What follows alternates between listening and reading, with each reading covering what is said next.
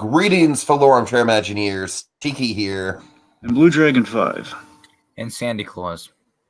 And tonight we celebrate the loss of a life, a legend, a legacy. We're going to do a podcast in loving memory of the great Caroll Spinney, a.k.a. Oscar the Grouch, a.k.a. Big Bird. Oh, man. I mean, what can be said about this man? He's just, he's one of the more soft-spoken, one of the most, endearing of all the original puppeteers in Jim Henson's crew. He's just really well known for these two characters as sort of a yin and yang to his own personality. Maybe outside of Jim Henson as Kermit the Frog, I don't think there's ever been like a pairing of like a puppet and an actor who's been so embodied in two characters before, and two characters that just kind of go on throughout the decades and just have given us so many iconic moments and just permanence in pop culture. And of course, as Dragon and I, Sandy, I'm not sure if you've seen this documentary. Let me know if you have. But Dragon and I, we've talked blue in the face about I Am Big Bird, the documentary. It's Dragon. I believe we've done at least one podcast about that, maybe two. Well, we did. I believe we did a commentary podcast on it. We brought it up a number of times. Maybe that's what you're thinking of in terms of the second. It's definitely been a running conversation piece for us. Yes. And it's one of the things that we cite. It was one of our early examples, Dragon, along with, like, of course, the run of Disney documentaries like Waking Sleeping Beauty and The Boys, not the Amazon The Boys, but one of the early examples in our love of documentaries. Of like, hey, here's this big pop culture icon. Here's a look behind the felt, if you will. And Dragon, do you remember that picture that we used as the thumbnail? Yes, we used the basically the animated illustration of how he would puppeteer Big Bird, where he's the inside where he's reading the script. Yeah, would you like to explain that? Well, I kind of thought I already did. Essentially, in I Am Big Bird, I'm just saying how the image actually looked. Well, it's kind of Caroll Spinney enveloped in kind of the inside of the costume, surrounded by kind of feathers. He's looking at the script pages, which are kind of folded in kind of origami styles, kind of posted inside the suit as he would look at the monitor below. It's kind of this really nice kind of cartoon rendition of what would be inside the suit. It's something we'd never really be able to fully glimpse in real life, but we kind of see it animated and kind of done in its full glory. Like, what it would look like, inside the kind of the magic that's happening before our eyes.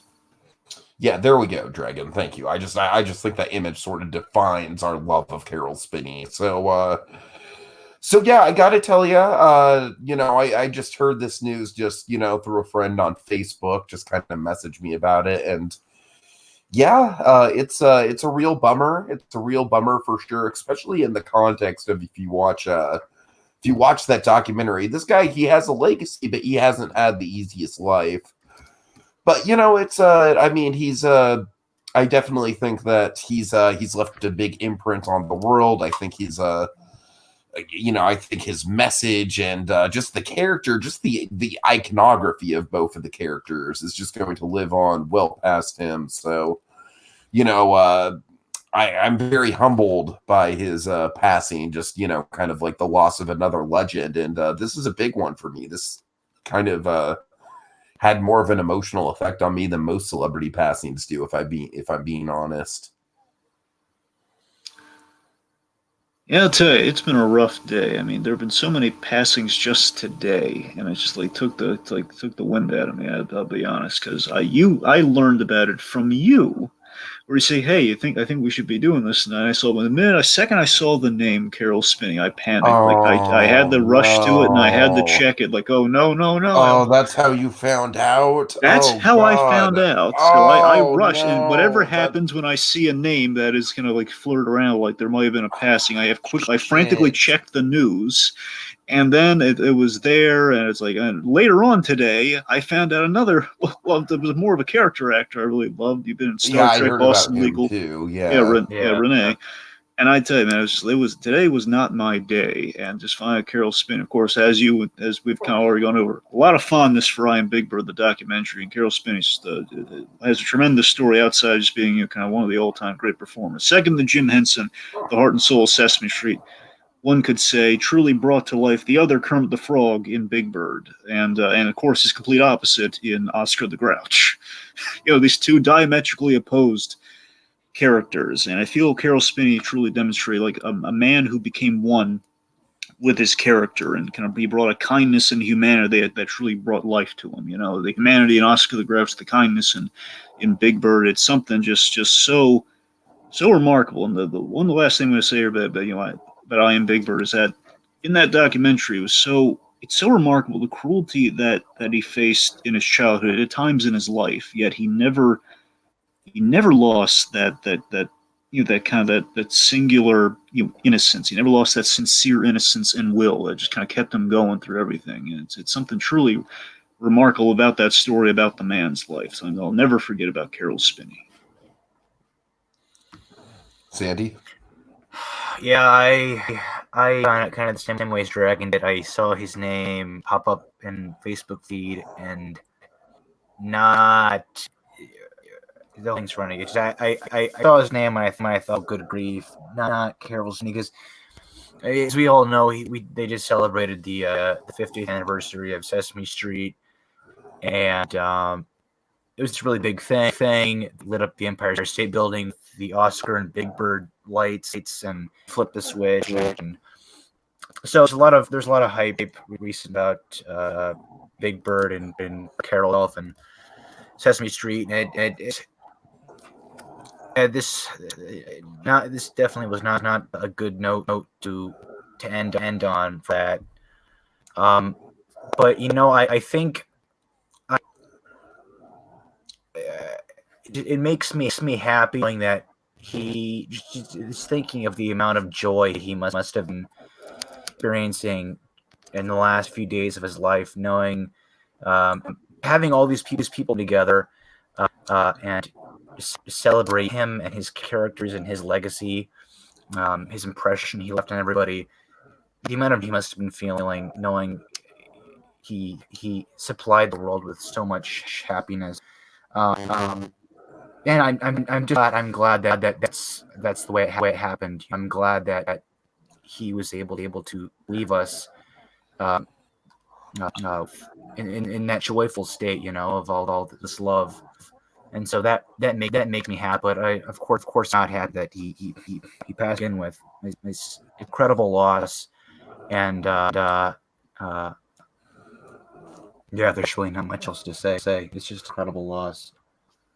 In speaking of kind of the last days of Caroll Spinney, basically the exact ceremony you're talking about, it's funny because I saw a little bit of that. The last thing I saw of Caroll Spinney was I caught the end of the 50 Years of Sesame Street thing on HBO, and of course, the remarkable thing for me is it's something kind of magical seeing him standing with Big Bird, of course, with Matt Vogel in the suit, and I can only assume, his point, someone's in the Big Bird kind of costume, and you have him, and you have probably Oscar, I believe, somewhere crouched in the scene. The point being, Caroll Spinney, of course, I believe he retired at the end of 2018 because he could no longer do it. And I found out today in learning about him that his dystonia was really acting up. Essentially, all the years, and they touch on this a little bit in the documentary, over the years.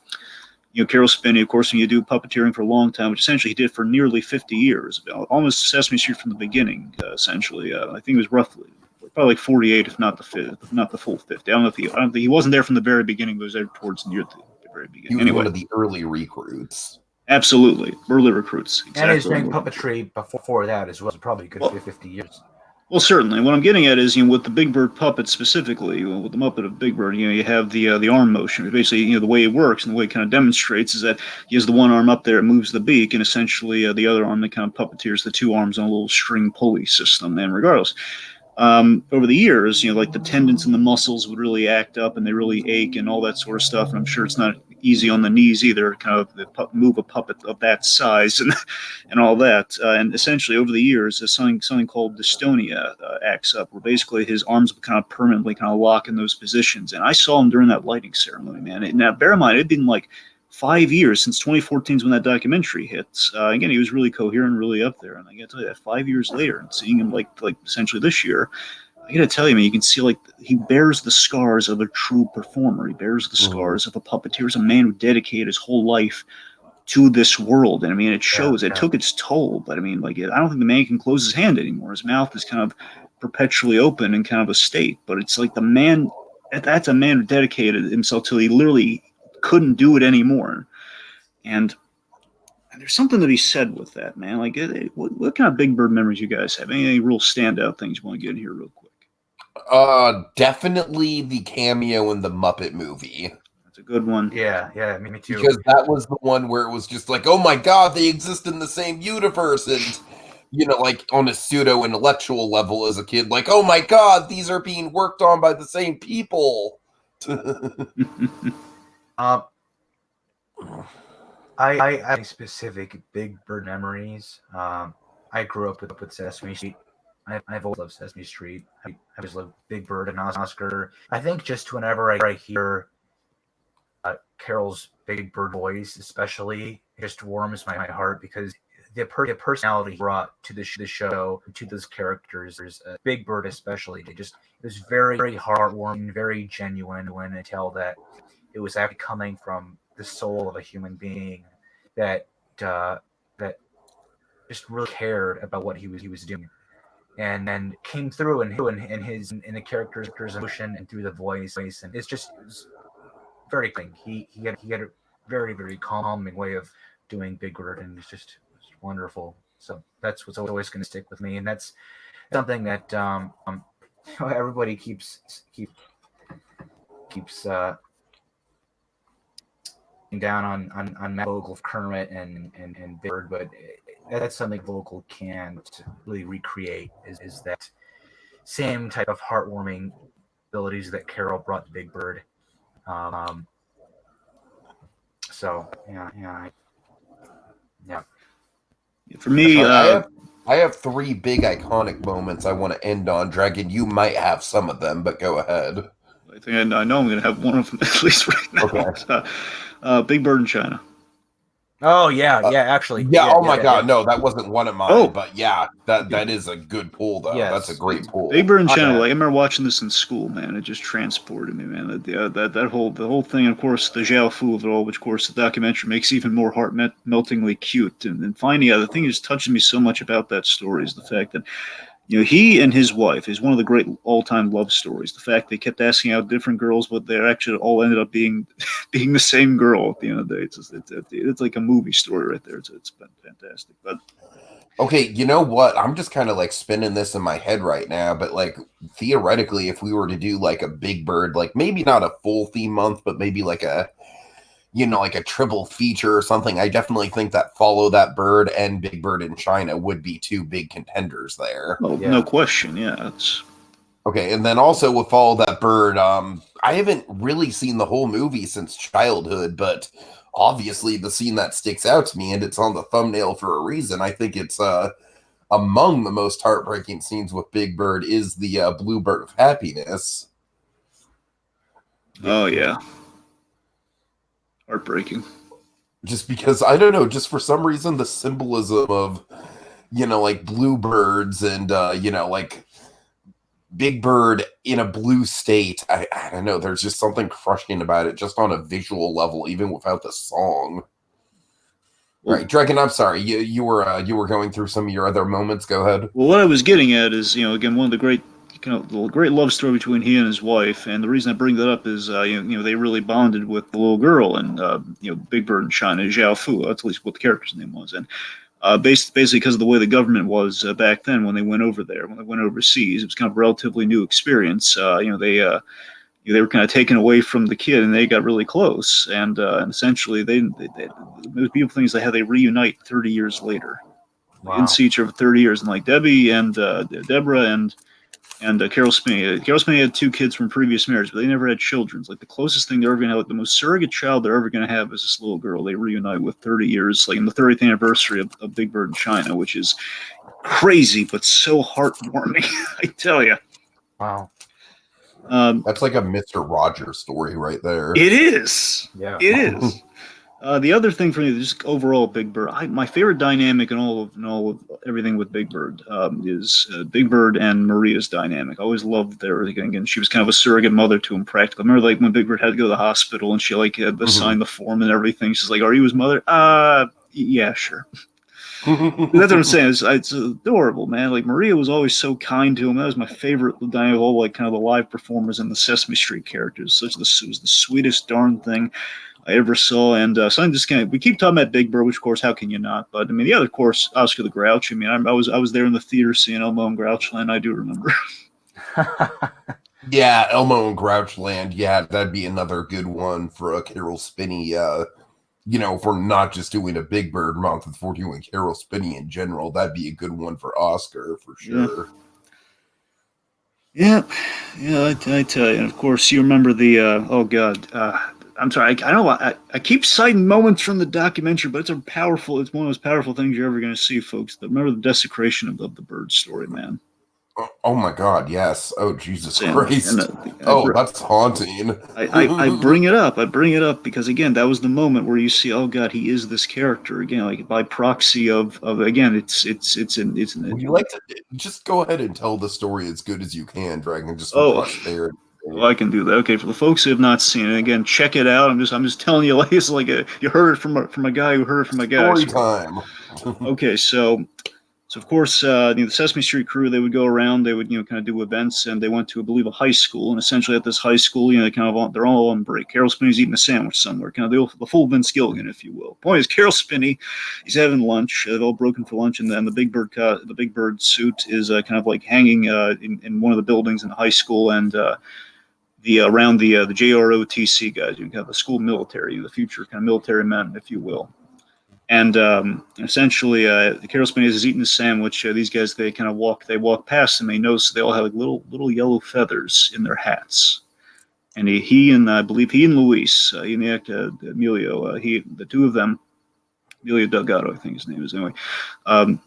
They go inside the place and where Big Bird was housed, and they find him on the dirt, on the ground, on the dirt, with his torso kind of like stripped of feathers, and the eye was broken, and Caroll Spinney broke down in tears just seeing this character that was essentially was him, that essentially was a surrogate child to him as well. Again, just like was just desecrated and abused and just kind of left in the dirt as again in life, again bullied as a kid. I'm sure it's kind of resonated on some sort of level as well, just like something that was just kind of truly a pure and cherished thing, just kind of taken advantage of just for like the commercials of, oh, hey, look, we stole feathers off this icon, and I always left him in the dirt. Just, people at their worst nature in this, and Caroll Spinney is kind of reeling from, and Luis just kind of bearing witness to Big Bird, essentially the Big Bird mourning over himself, which is such an existential image, but it's something just so heartbreaking. But again, the moment that he knew that I knew that Big Bird, Caroll and Big Bird were one and the same, per his own words. It's electrifying. It really is. What happened to these guys, Dragon? I'm sorry?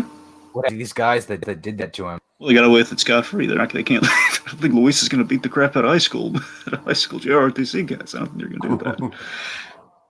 But he went to bat for Caroll Spinney many a time because he was bullied by the director on that. Again, bullied for the creative process, and that they would mix it up a lot because he was like the director who wanted Oscar the Grouch to be a lot more kind of unlikable, where Caroll Spinney can infuse a little bit of likability, kind of the learning aspect of it all. Again, they would kind of be at each other's throats, but it would bring out stuff like Big Bird in China. Again, Xiao Fu doesn't enter his life without John Stone, the director, one of the head honchos of Sesame Street, kind of making that happen. So again, it's a mixed creative process, man. They brought the best in each other, even though they're at each other's throats sometimes. Wow. I don't know, with Oscar.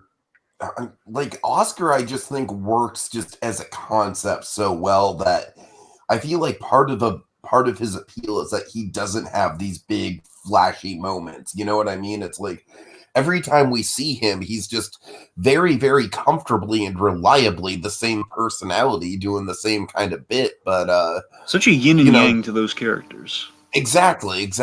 Whereas Big Bird, I feel like Big Bird, just because of the scope of him and the concept of him and the fact that he's essentially like a very childlike character, he is at the core of like a lot more of these like kind of tentpole memorable moments. So, I just want to emphasize we're not like trying to not give Oscar his due here in this. It's like twins. I mean, thematically, it's almost like twins. If I'm to give a kind of an example here, where again you have kind of the Danny DeVito character within Oscar the Grouch, and you have kind of the sweet, kind of very studious, kind of taller Julian in the form of Big Bird.